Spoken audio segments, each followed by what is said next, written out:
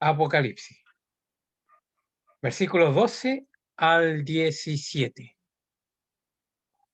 Versículo 12 al 17. Escribe al ángel de la iglesia en Pérgamo, el que tiene la espada aguda de dos filos, dice esto: yo conozco tus obras y sé dónde mora, dónde está el trono de Satanás.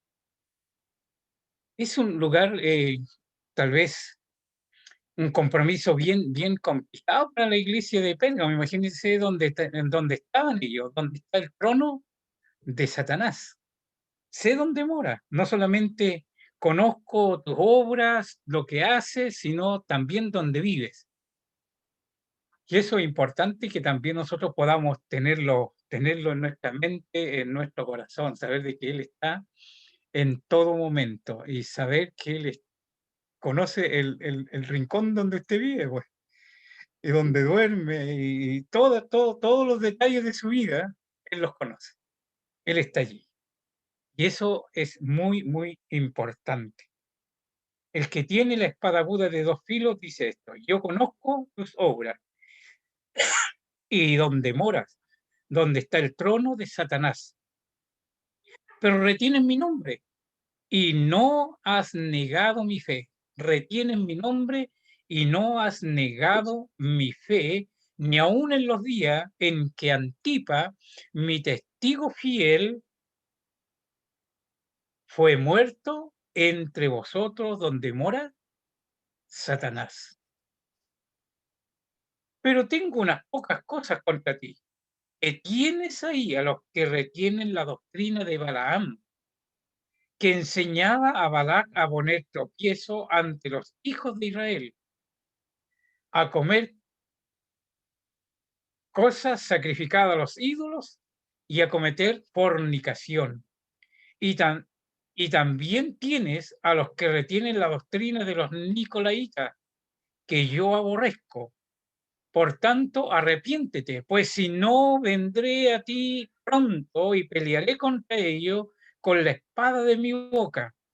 El que tiene oído para oír, oiga lo que el Espíritu dice a las iglesias. Al que venciere, le daré a comer del maná escondido, y le daré una piedrecita blanca, y en la piedrecita un y en la piedrecita escrito un nombre nuevo, el cual ninguno conoce, sino aquel que lo recibe. Yo les di una pequeña tarea para hoy día. ¿Recuerdan? ¿Qué significaba la piedrecita blanca y el maná escondido? Si ustedes lo vieron así, en una observación así de abuelo de pájaro nomás. ¿Qué es lo que recuerdan ustedes? El significado de la piedrecita blanca y del maná escondido. ¿Alguien buscó, indagó por ahí, escudriñó, investigó en algún comentario bíblico?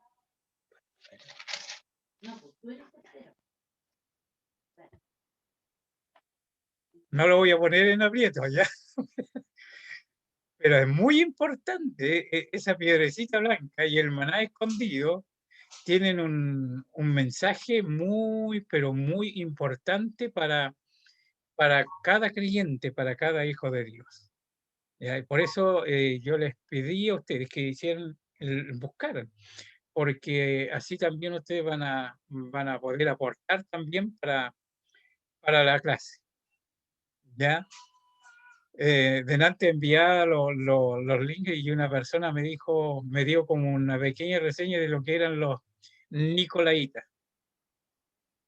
Y muy bueno el apunte que él me entregó, pero él no está en la clase, no sé, no tiene tiempo como para participar con nosotros, pero es bueno que nosotros vayamos siempre viendo estos puntos, porque por ejemplo tenemos el maná escondido, tenemos las piedrecitas blancas, tenemos los nicolaitas, tenemos ahí a Balaam también, que son personajes que movieron y causaron mucho daño al pueblo de Dios.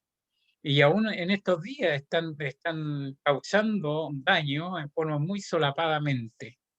Tenemos también Antipa. ¿Quién era Antipa? ¿Qué pasó con Antipa? Cuando dice Jesús que Antipa era un testigo fiel. ¿Cómo murió Antipa? Todas esas cosas son importantes cuando nosotros estamos leyendo el texto. Nosotros observamos estos detalles, pero la observación, una buena observación, nos puede llevar a una buena interpretación.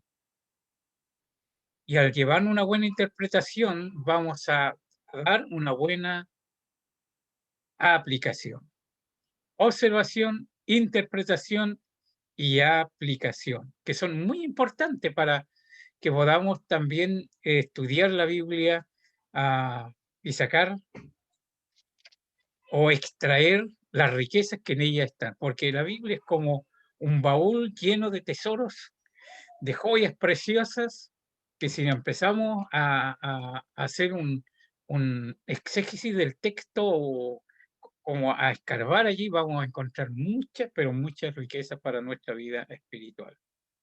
Yo les voy a compartir pantalla para que vayamos entonces observando un poco en forma visual lo que es el estudio de hoy, ¿ya?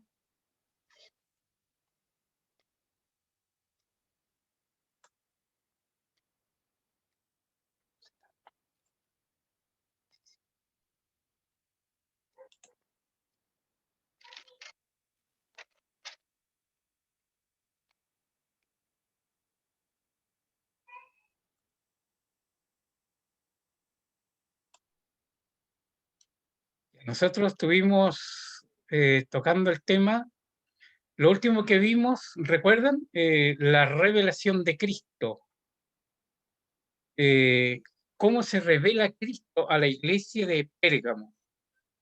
Y como el que tiene la espada aguda de dos filos, que es la palabra de Dios. También vimos cómo se revelaba a la iglesia de Éfeso, después a la iglesia eh, eh, la iglesia de Éfeso, la iglesia de Pérgamo, pero también la iglesia de Esmirna, ¿no? En la iglesia de Esmirna el Señor se revela de una forma especial y en cada una de las iglesias Él se va revelando de una forma especial. La iglesia de Éfeso se revela como el que tiene las 7 estrellas en su diestra y en medio de los 7 candeleros de oro, y en la iglesia de Esmirna como eh, el primero, el postrero, el que estuvo muerto, pero vivió. Y aquí se revela como el que tiene la espada aguda de dos filos. Y eso, todos son las características de Cristo que vimos en el capítulo 1. Recuerden el capítulo 1 cómo el Señor se manifiesta a Juan y él lo ve como el que tiene la espada aguda de dos filos que sale de su boca, como el que tiene las 7 estrellas en su diestra. Lo ve de esa manera en la presentación de Cristo, pero al Cristo resucitado. Y tocamos algunos puntos importantes la vez pasada, pero no vamos a volver atrás, ¿ah? Vamos a continuar con el texto. Que es muy, muy importante. Y hablábamos ayer un poquito sobre íbamos a tocar el tema, ¿no es cierto?, la condenación, pero los elogios también. Yo conozco tus obras. Cristo sabe todos los detalles de nuestra vida, todo lo que hacemos. Y hemos tocado un poquito esto, que no es la acción misma la que Dios juzga, sino la intención o lo que motiva la acción, lo que me motiva a mí orar, lo que me motiva a mí estudiar la Biblia, lo que me está motivando hacer el trabajo para el Señor. Entonces, eso es lo que Él juzga y Él ve ahí adentro, en el corazón nuestro, qué es lo que me está motivando para hacer tal o cual cosa para Él. Cristo sabe todo lo que hay en nuestro corazón. las intenciones, motivaciones con que hacemos las cosas es más importante que los resultados mismos. Es más importante que todo lo que hacemos. Por eso es sumamente importante que cuando vamos a hacer una clase, cuando vamos a estudiar la Biblia, cuando vamos a orar, cuando ofrendamos, ¿qué es lo que me está motivando? ¿Es el amor al Señor? ¿Es realmente agradecimiento por lo que yo estoy haciendo todo? ¿O estoy haciendo por querer conseguir algo más? Por eso, en alguna medida, eh, no cuadra mucho, o no cuadra, no es que no cuadre mucho, no cuadra en nada, la predicación de la prosperidad. ¿Por qué? Porque se le motiva a la gente a dar para querer obtener algo mayor a su favor. O sea, si tú siembras 100.000 pesos, siembras 10.000 pesos, entonces vas a cosechar tanto. Y eso no es una motivación para servir al Señor. Nosotros tenemos que dar todo en forma incondicional para que el reino de Dios se extienda y crezca como realmente Él lo quiso en un principio. Conozco dónde mora, donde está el trono de Satanás o el cuartel de Satanás. De allí es probada todo, de allí se proclamaba todos los días la adoración al emperador.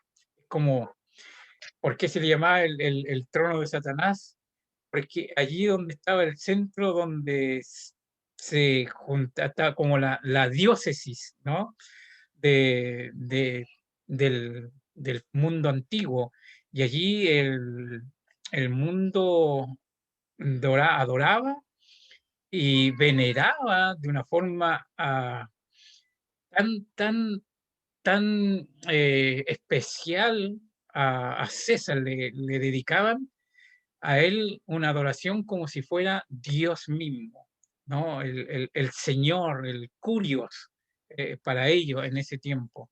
Entonces ahí estaba el trono donde se proclamaba todos los días, ¿no es cierto?, la adoración a, a Satanás prácticamente, que lo representaba en ese momento el César, el emperador. Por eso se le llama el trono donde está el trono de Satanás. Pero dice, retienes mi nombre. Tenía la doctrina correcta. Había muchos líderes sobresalientes en la iglesia. Pero cuando tenemos una doctrina correcta, cuando estamos haciendo las cosas correctamente, cuando estamos viviendo una vida cristiana de acuerdo a los parámetros que Dios ha delineado para nosotros, muchas veces se presentan situaciones difíciles. Y en este caso, el lugar donde estaba la iglesia era un lugar tan, tan difícil, estaba allí el trono de Satanás, y para hacer un culto, para poder hacer eh, una, una adoración como correspondía, era complicado, era complicado. Sin embargo, ellos no salieron arrancando, aun cuando el problema estaba allí, aun cuando era un lugar difícil. Ellos no salieron arrancando. Pueden imaginarse ustedes que la iglesia primitiva, por cada persecución, por cada situación que venía, eh, dificultad, salieran arrancando, salieran a esconderse. ¿Se podría haber extendido el Evangelio? Creo que no, creo que no. Hubiera sido muy, muy difícil que el Evangelio avanzara. Sin embargo, ellos se quedaron allí donde estaba un lugar muy difícil. Sin embargo, allí ellos tenían que ser luz. Allí es donde ellos tenían que proclamar las grandes verdades que el Señor nos ha encomendado hacer. No es fácil.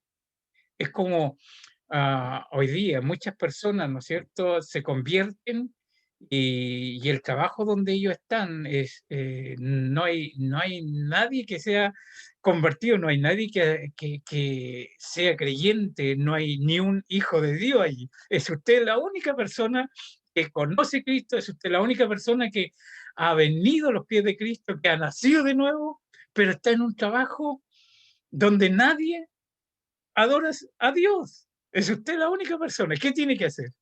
¿Quedarse ahí o salir arrancando? ¿Nos quedamos o salimos? Creo que la belleza de todo es que podamos permanecer ahí, que podamos quedarnos ahí. Y eso es lo que el Señor destaca de esta iglesia. Retienes mi nombre, aún en un lugar tan difícil, en un lugar tan complicado, tú has mantenido mi nombre. Allí también el concilio, ¿no es cierto? Como el 325 después de Cristo, hubo un concilio que se le llamó el concilio de Nicea. La declaración final fue que Cristo es el mismo Dios, del mismo Dios, la perfección de la perfección, y Dios y hombre en una misma persona. Vale decir, 100% Dios y 100% hombre. Amén. En ese concilio se destacó eso. Por eso, cuando Cristo dice, y retienes mi nombre, y retienes mi nombre, y no han negado mi fe, ni aun en los días en que Antipa, mi testigo fiel, fue muerto. La realidad es tan cruenta. Uno ve el testigo aquí como el testigo fiel, pero ¿sabe usted que la palabra testigo quiere decir mártir? Un mártir, una persona que se sacrifica por lo que cree, por lo que confiesa, por lo que dice, está dispuesto a morir. Y cuando habla de Antipa como su testigo fiel, él fue muerto de una forma tan terrible.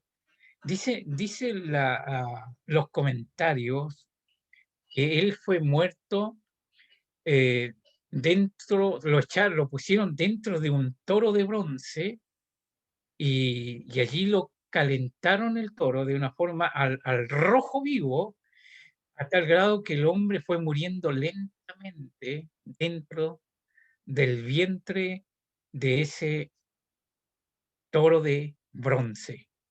Sí fue la muerte de Antipas, así fue la muerte de este siervo de Dios. Y creo que cuando Jesús habla de él como testigo, está hablando de un mártir, de un hombre que no solamente estaba dispuesto a proclamar, a hablar de esta verdad, sino que estaba dispuesto a morir, a dar su vida por él. Mm. Pero sabe usted que también el Señor es declarado ahí en el mismo en el mismo libro de Apocalipsis, en el capítulo 3, cuando le habla a la iglesia de la Odisea, él dice, he aquí el testigo fiel, el primogénito de la creación, el primogénito. Aquí él está hablando, se está presentando a sí mismo como el mártir, el fiel, y Cristo murió de una forma cruenta también, pero también nos llama a nosotros a ser testigos. ¿Usted estaría dispuesta a ser testigo de Cristo a, a tal grado de dar su vida por lo que usted cree? Eso es ser testigo de Cristo, eso es realmente ser un testigo de Cristo. Porque es fácil, ¿no es cierto?, reunirse entre cuatro paredes y juntarse y cantar y alabar a Dios cuando no hay dificultades, cuando no es difícil, cuando no está en juego la vida, cuando no hay esas amenazas. Es fácil, pero otro punto, otra situación es cuando las cosas están siendo realmente difíciles. Para la iglesia de Pérgamo era una muy difícil decisión servir a Dios. Y es la situación que también nosotros a veces vemos, nosotros también situaciones difíciles, pero vamos a retirarnos cuando esto esté ocurriendo, vamos a dejar de confesar a Cristo bajo ningún punto. ¿Ya? Algunas personas se convierten, algunas esposas se convierten después de que ellas se casaron, se estuvieron casadas por un tiempo y se convierten. Después de 10 años de casada, se convierten, pero el esposo no se convierte. Y el esposo sigue siendo, ¿no es cierto?, un hombre cruel, un hombre difícil, y empieza a prohibirle y empieza a burlarse de su fe. Entonces, ¿qué tiene que hacer ella? ¿Salir arrancando porque su esposo no es un creyente y tiene que separarse? No, ella tiene que quedar ahí para dar testimonio de que Cristo es real y es fidedigno y que Él es fiel y que Él va a salir, ¿no es cierto?, triunfante frente a toda esta situación. Por eso, cuando el Señor elogia a esta iglesia, dice: yo realmente destaco tu fe, destaco tu fidelidad, destaco esa perseverancia, aún en medio de la situación tan difícil como haber visto morir, ¿no es cierto?, a Antipa, cómo lo martirizaron y estando en un lugar, como decir, estar ahí mismo en la cueva de la víbora, estar levantando, ¿no es cierto?, la iglesia de Cristo.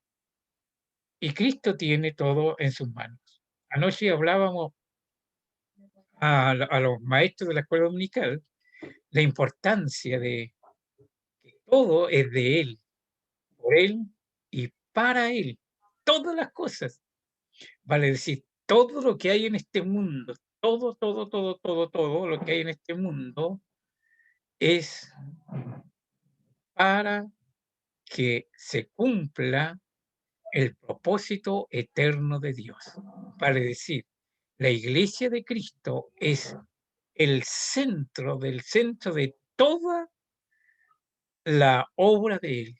O sea, Dios quiere y va a sacar adelante a su iglesia independiente del lugar donde esté, independiente de la situación, el contexto en el que se esté viviendo, Él va a sacar adelante a su iglesia, porque Él tiene todos los recursos, todo el poder está en sus manos. Entonces, una iglesia elogiada con esa característica de retener el nombre de Cristo, de no negar la fe en un lugar contextual que es sumamente complicado hacerlo, es digna de elogio. Y el Señor lo hace de una forma especial. Y siempre lo va a hacer con los que realmente invocan su nombre.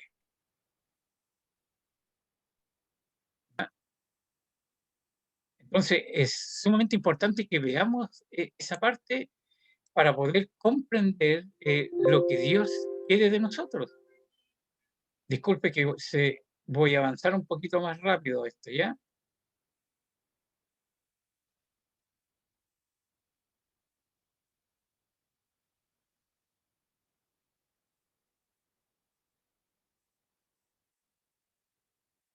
Pero retienen mi nombre, ¿no es cierto?, aún en la situación difícil. Pero también veíamos, no han negado mi fe,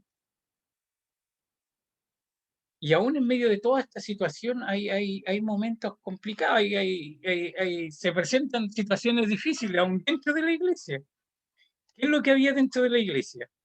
¿Cuáles eran los problemas? Porque en todas las iglesias hay problemas, en todas las iglesias hay situaciones difíciles, todo, en todo, en todos.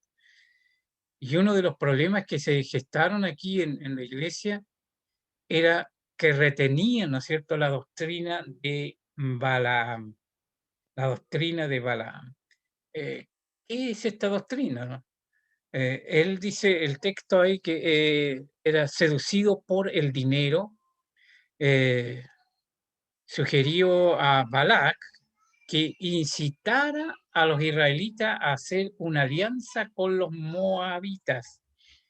Estos son como espíritu de componenda, son situaciones donde se manejan en forma muy solapadamente, se trabaja de tal manera que llegan a toda una inmoralidad, una trampa que se empieza a extender, pero se empieza de una forma tan suavemente que va trabajando y haciéndole la mente a la gente que está dentro de esa iglesia, de ese grupo, ¿no?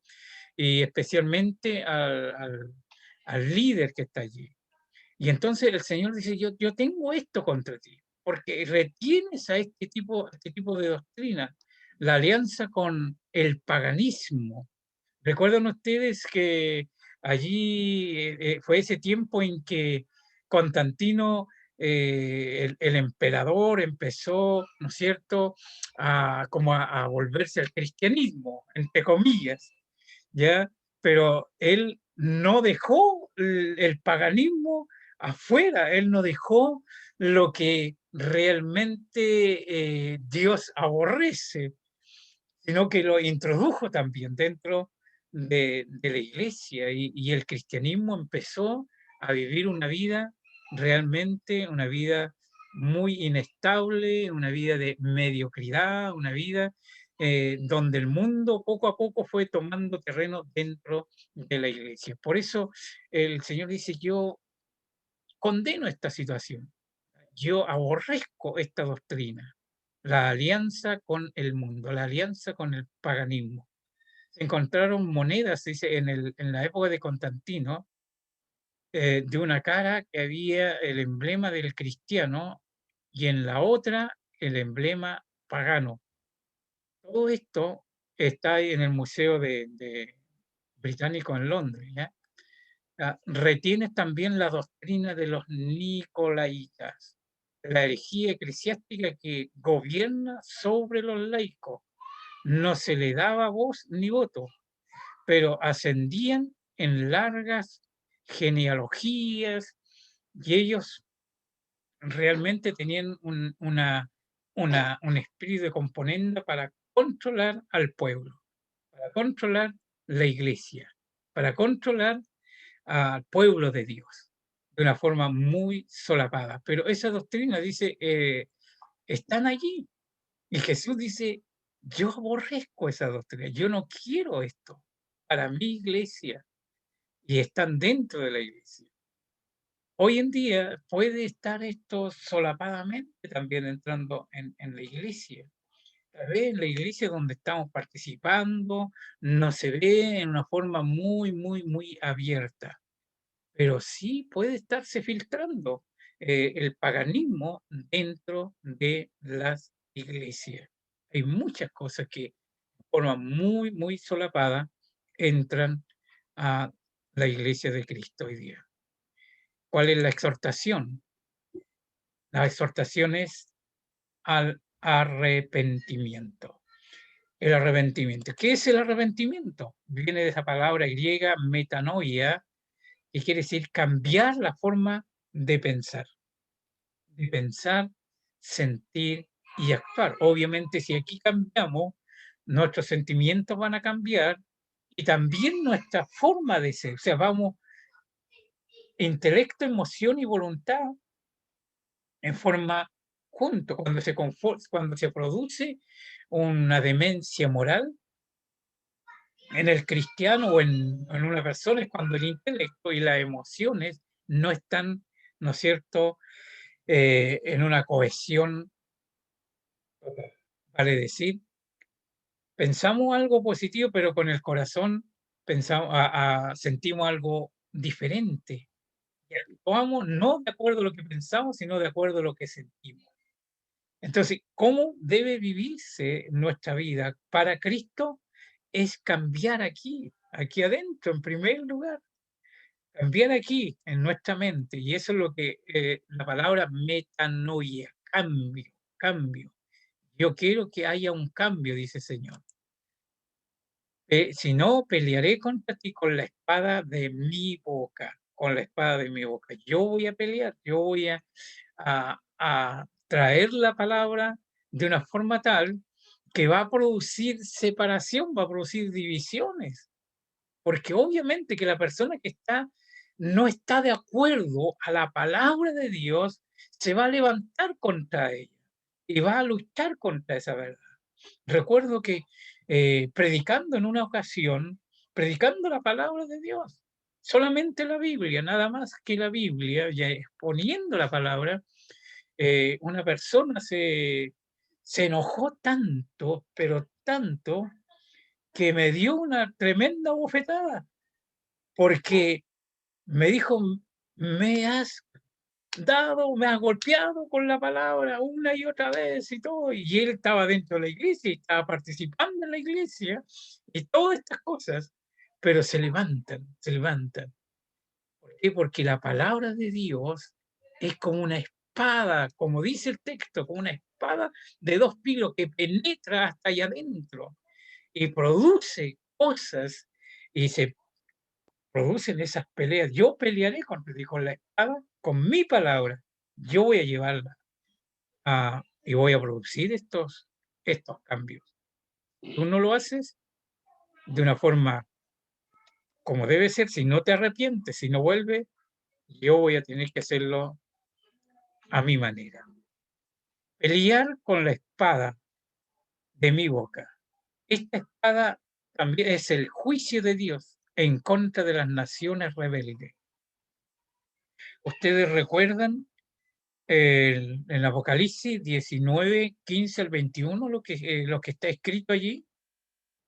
Allí está escrita la batalla, no sé, capítulo 19, la batalla del Armagedón, cuando al final, ¿no es cierto?, es vencido en los ejércitos del anticristo y él con la espada de su boca, dice, vence a todos los ejércitos de una forma que todos son muertos por la espada que sale de su boca, en la espada de juicio, se puede ver ahí. Y eso es lo que el Señor está hablando.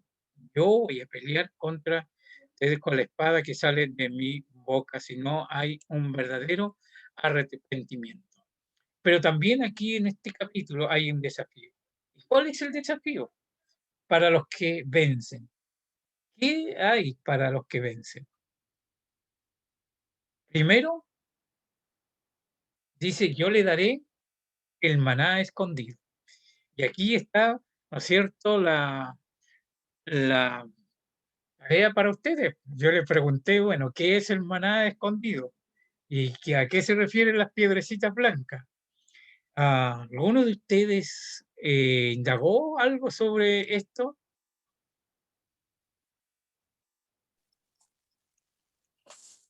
Bueno, Yo tengo algo aquí, me dice, las piedrecitas blancas simbolizaban la absolución por parte de un jurado.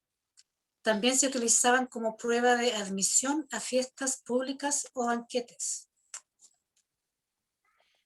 amén. Y el maná, aquí dice, Dios alimentó milagrosamente a los hijos de Israel con maná en el desierto. Después se puso una vasija de maná dentro del arca en el tabernáculo. Entonces ahí guarda, se supone que se guardó el maná en la... Ahí estaba el maná escondido. Ahí Sí, estaba el maná escondido. Pero había algo más que tocaba muy fuerte. A ver, yo recuerdo algunos casos ya que he estado estudiando sobre esto. Ah, había, ¿no es cierto?, diferentes utilizaciones de las piedrecitas blancas, ¿ya? Hermana Sonia, tiene está ahí levantando el dedo. Active el micrófono.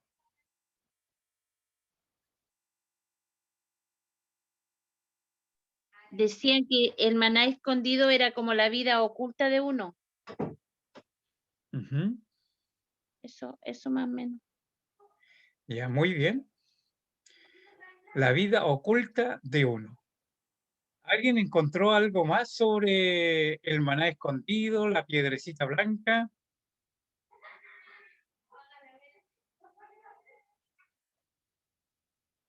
Sabe que así a grosso modo, porque vamos a verlo en más detalle la próxima semana, ¿ya?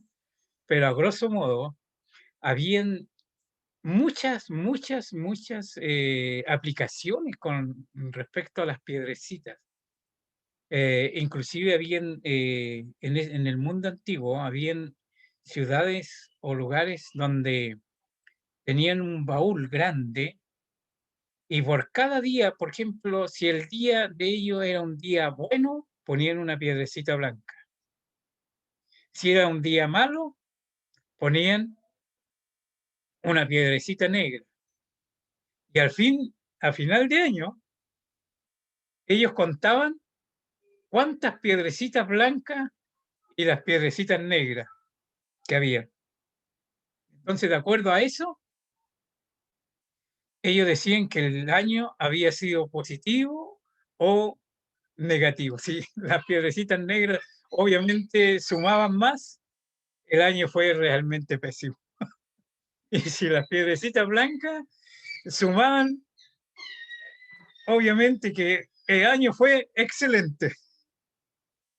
Pero también, como mencionaba la hermana Carmen, la piedrecita blanca era como un premio para los atletas, aquellos que vencían, se les regalaba una piedrecita blanca y esa piedrecita blanca era como un salvoconducto o una entrada para poder ir a todos los eventos deportivos, todos los eventos deportivos. No tenían que comprar una entrada, sino que ahí, con esa piedrecita blanca, ellos podían entrar a cualquier lugar. Pero también la piedrecita blanca la usaban como una invitación a una cena, a un evento especial. Y eso era muy importante, porque también se acerca a lo que realmente va a ocurrir con cada uno de nosotros. Va a invitársenos a una cena especial. Y así también las piedrecitas blancas eran una forma de, de, en un juicio, cuando se le entregaba al acusado una piedrecita blanca, estaban dándole como la libertad. Era como la forma de absolución, o sea, ya tú eres libre. Que le entregaba la piedrecita blanca y en la piedrecita se le ponía su nombre. Quedaba libre. Pero si se le daba la piedrecita negra, eso habla de condenación. Y así tenía una cantidad de significado, pero ¿sabe usted que eso también es una forma de llegar al Antiguo Testamento? Porque en el Antiguo Testamento, no olvide que habían dos piedras que se usaban en casos muy difíciles, que era el Urim y el Tumim. ¿Ah?